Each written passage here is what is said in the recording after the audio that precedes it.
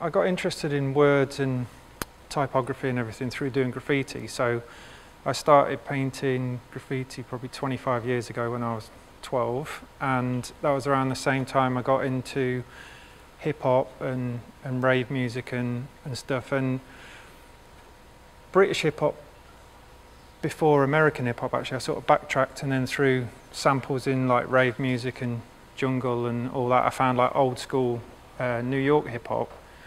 But that sort of got me interested in words, both through rap music and through graffiti and the lettering.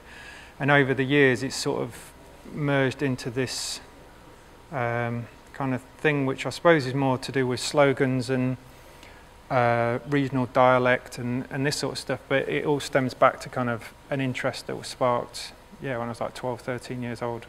I was asked to come and meet the team from Off the Shelf earlier this year, and they invited me to do the artwork for the 25th anniversary. And so not daunting at all to follow in the footsteps of Quentin Blake and a few others, Matt Saul as well, someone I knew. And we were talking about different ways to approach it, and decided actually to go with something typographic rather than illustrative. And this is what we arrived at. And it seems to have worked pretty well, because I think in Sheffield people are kind of used to the style through the street work that I've done. But it's probably one of the first kind of commission pieces I've done with this font, with this typeface.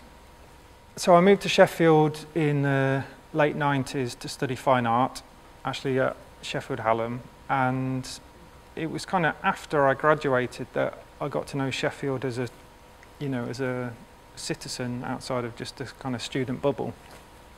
And I just found it was a really good place to work, have a cheap studio, could get on with doing music, pretty much make a living just off doing flyers and posters and DJing and everything. So I found it like affordable place to live. A lot of friends moved abroad and down to London, and that was a good gateway to travel and visit everyone, but I always liked Sheffield as a base. So I have spent time abroad, well, all around the world really, but I always tend to come back to Sheffield because I find it, I like the pace of life, I like the people, I like the environment. I just find it kind of a good place to work. And I think more now, Sheffield's kind of, it feels like it's being branded as a city to make and do and produce things, because there's so many artists and musicians and makers here.